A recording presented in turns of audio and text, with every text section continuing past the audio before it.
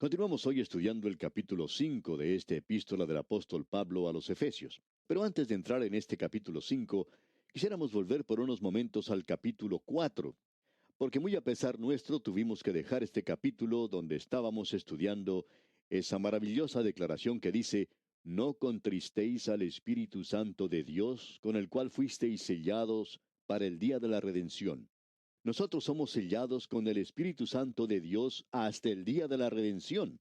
Y el Espíritu Santo mora en los creyentes en el día de hoy, pero Él puede ser contristado porque es una persona, de la misma manera en que usted puede contristar a otra persona.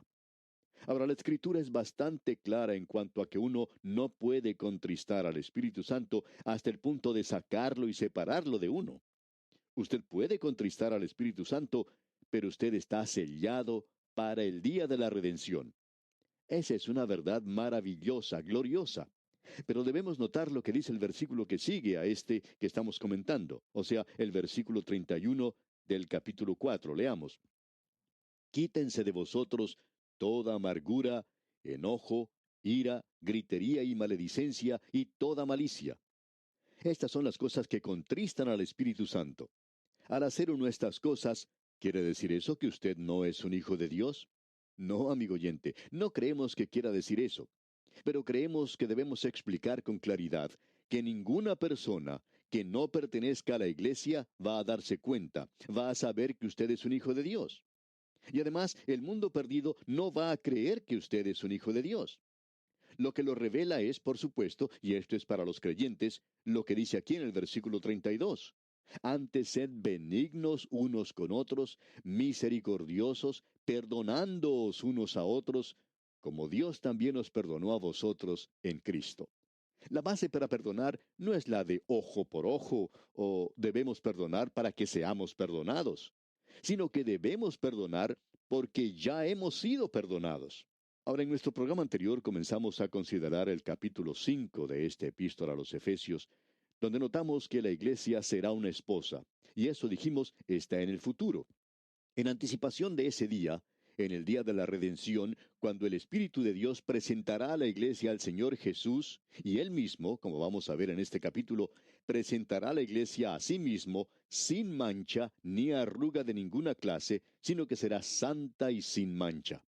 Eso es lo que Él está buscando. Así es que nosotros estamos viviendo en el día, como ya hemos mencionado, en el compromiso matrimonial de la iglesia. La iglesia no es aún la esposa de Cristo. Eso vendrá en el futuro. Ese día se menciona por Juan cuando la iglesia será presentada al Señor como una esposa. En los primeros 17 versículos de este capítulo 5 de la epístola a los Efesios, tenemos entonces este compromiso de la iglesia. Veremos luego la experiencia de la iglesia y entonces la expectación de la iglesia. El apóstol Pablo continúa aquí con los mandamientos para la conducta cristiana. Ellos tienen una relación directa sobre nosotros porque tenemos que vivir esta vida con el conocimiento de que tenemos que ser presentados a Cristo sin mancha o arruga. Tal es este elevado objetivo, el cual es una dinámica que nos da la energía necesaria para una conducta casta aquí en la tierra. En nuestro estudio anterior, al comenzar el capítulo 5, vimos que teníamos que andar en amor. El versículo 2, leamos otra vez, dice: «Y andad en amor, como también Cristo nos amó y se entregó a sí mismo por nosotros, ofrenda y sacrificio a Dios en olor fragante».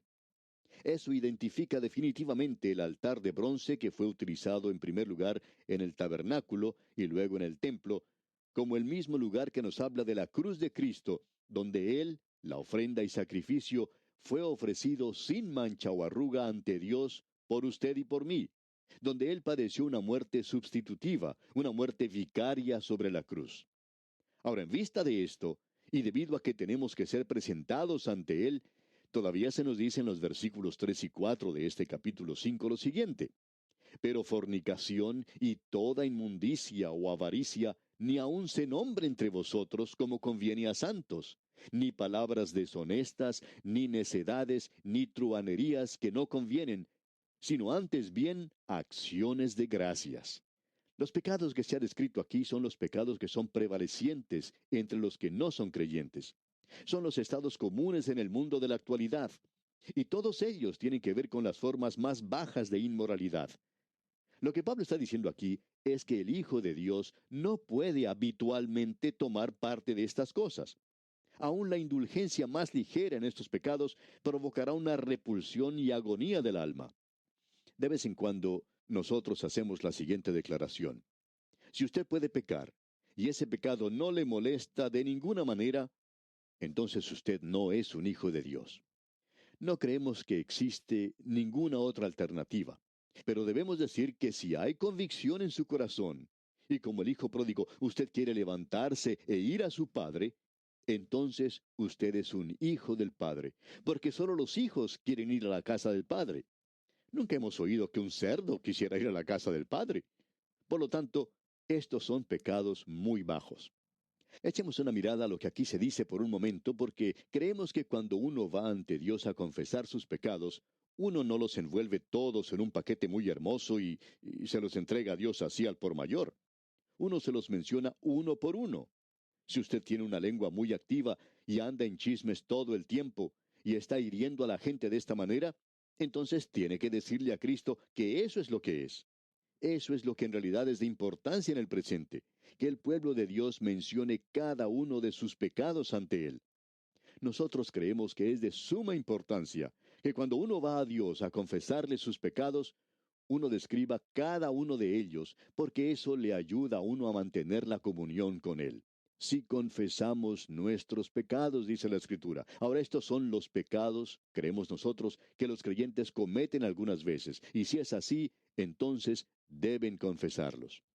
Antes de observar lo que aquí se nos dice, tomando esos pecados y observándolos en detalle por un momento, quisiéramos que usted escuche lo que Tenalón escribió hace muchos años. Dijo, cuéntele a Dios todo lo que está en su corazón, en la misma manera en que uno comparte lo que se encuentra en su corazón, los placeres y los dolores, a un amigo querido. Cuéntele todos sus problemas a él para que él lo pueda consolar. Cuéntele todos los gozos que tiene para que él los pueda serenar. Cuéntele sus anhelos para que él los pueda purificar. Cuéntele las cosas que no le agradan para que él le ayude a conquistarlas. Hable con él acerca de las tentaciones para que él le pueda proteger de ellas. Muéstrele las heridas de su corazón para que él las pueda controlar. Descubra su indiferencia a hacer el bien, su gusto depravado por lo malo, su inestabilidad. Cuéntele cómo el amor a sí mismo hace que usted sea injusto con los demás, cómo la vanidad lo tienta a usted a ser insincero, cómo el orgullo lo encubre a usted ante sí mismo y ante los demás. Si usted derrama de esta manera todas sus debilidades, todas sus necesidades, todos sus problemas, no faltará algo que decir. Nunca podrá agotar el tema y será renovado continuamente. A las personas que nunca tienen secretos uno del otro, nunca les falta tema de qué conversar. No tienen que estar pensando cada una de sus palabras porque no tienen que ocultarse nada. Tampoco buscan algo que decir. Hablan de la abundancia de sus corazones sin ninguna consideración. Simplemente dicen lo que piensan. Benditos son aquellos que logran obtener comunicación familiar sin reservas con Dios. Hasta aquí lo que escribió Tenalón. Hemos dedicado tiempo a leer esto, amigo oyente, porque creemos que esa es una de las grandes necesidades que muchos creyentes tienen en la actualidad. Necesitamos ir a Dios y contarle a Él lo que existe realmente en nuestro corazón. Ahora alguien quizá diga, parece increíble que un creyente pudiera cometer los pecados que aquí se describe.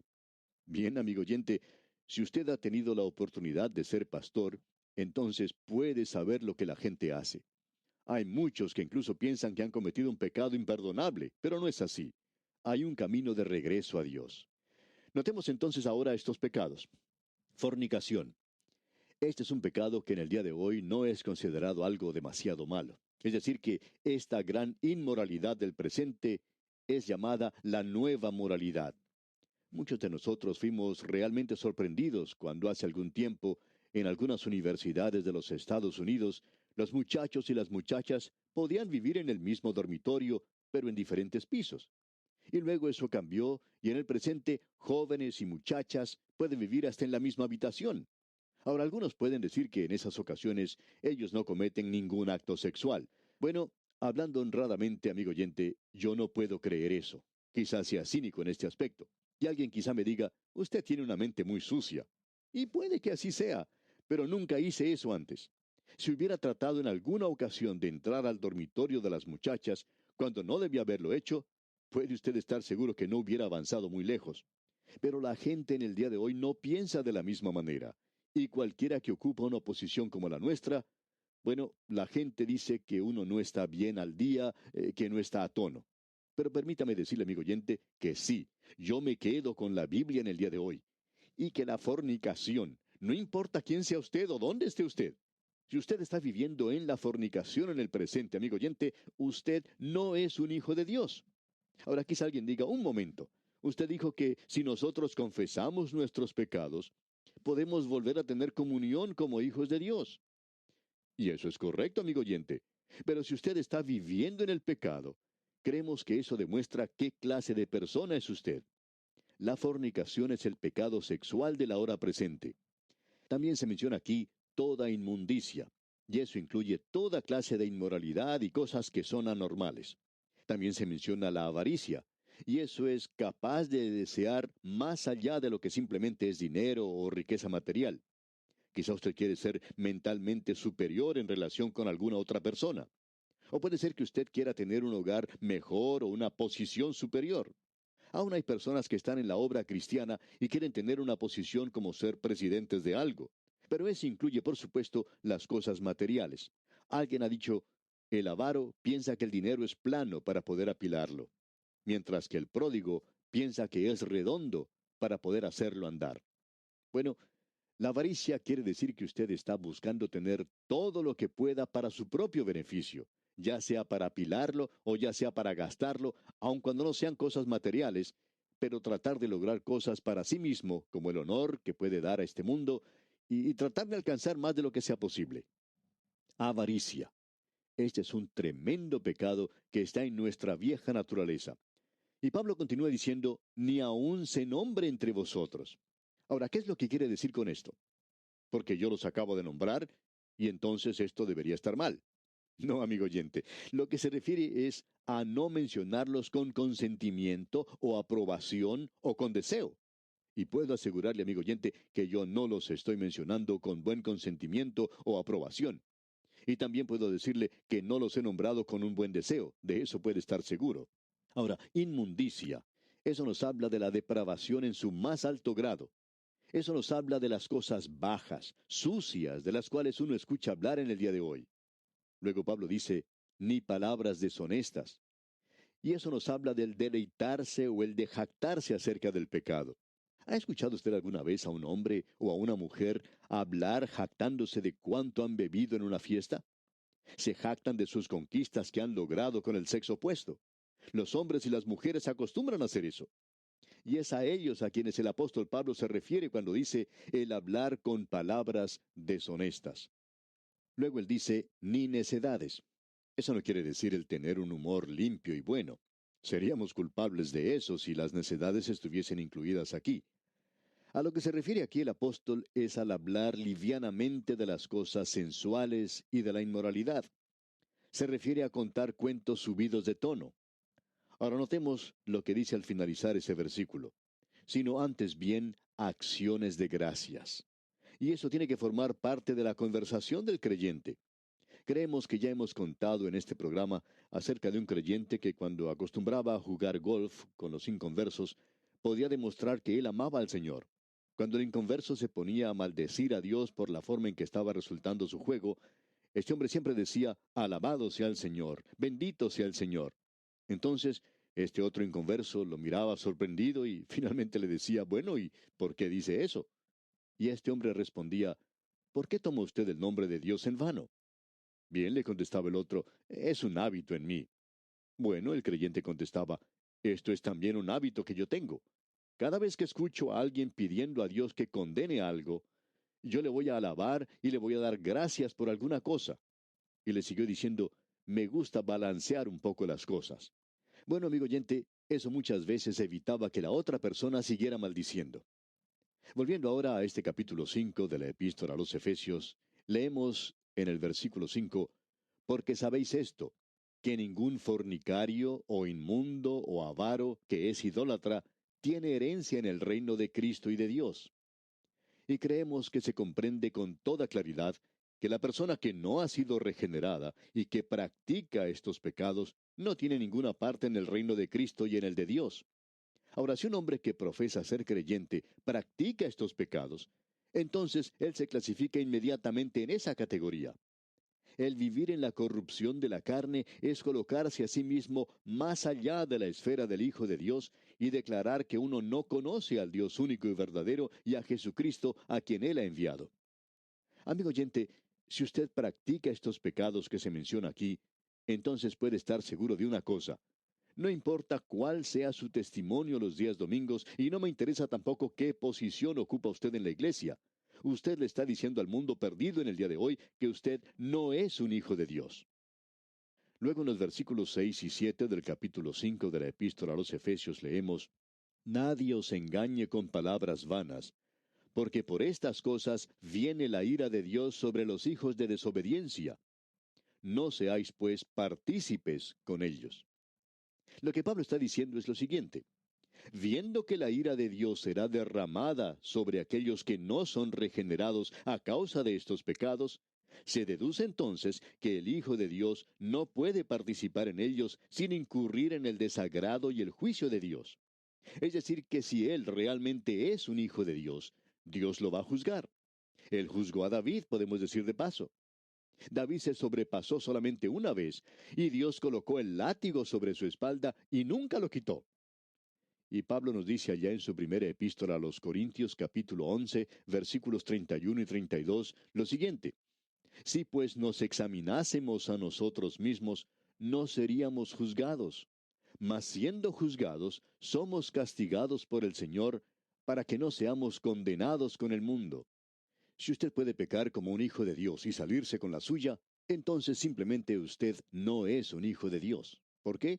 Porque Dios tendría entonces que condenarle a usted con el resto del mundo. Y eso quiere decir que usted no es salvo. Sea que usted es un hijo de Dios o que no lo sea, será juzgado. Y si usted es un hijo de Dios y comete estas cosas, estos pecados, Dios lo va a castigar aquí y ahora mismo. Y si Él no lo hace, amigo oyente, entonces quiere decir que usted se encuentra en una terrible condición. Y eso quiere decir que usted no es su hijo, porque Él no castiga a los hijos de Satanás para nada. Veamos ahora los versículos 8 al 10 de este capítulo 5.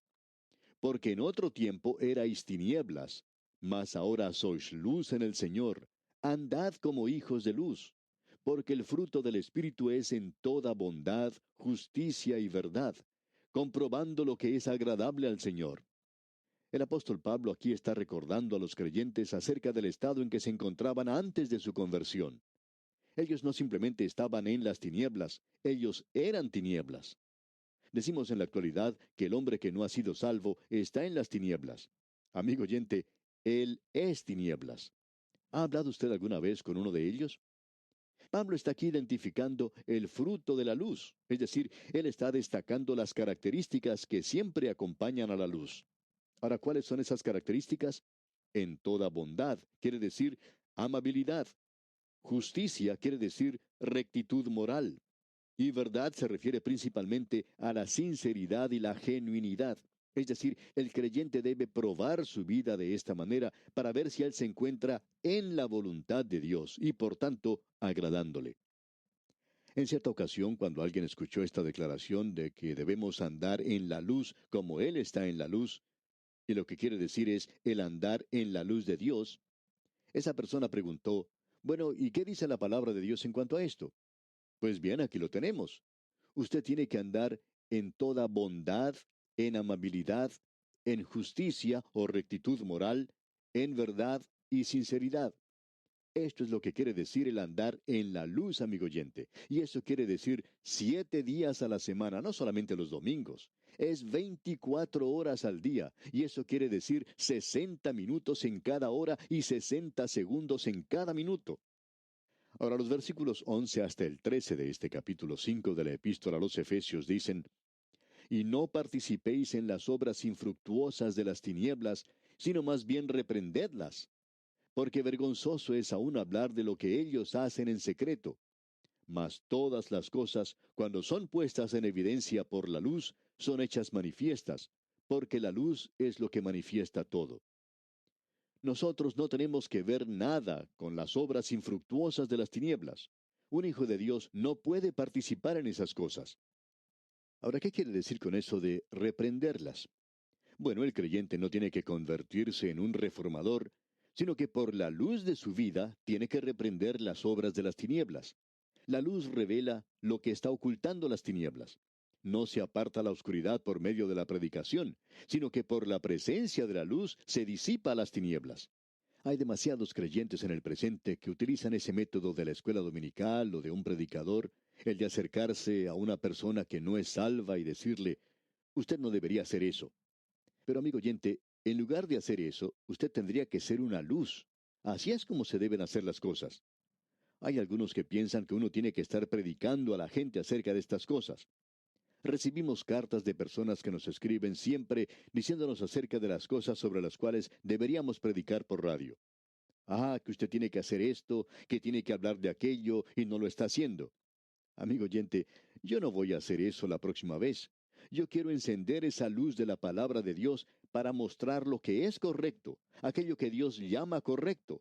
Y eso, amigo oyente, causará que las ratas huyan en busca de un lugar donde ocultarse y los pájaros saldrán a cantar cuando se encienda la luz. Y bien, amigo oyente, vamos a detenernos aquí por hoy. Al despedirnos, oramos que la luz de Cristo alumbre más y más en su corazón y que su testimonio inspire a los demás. Que Dios le bendiga.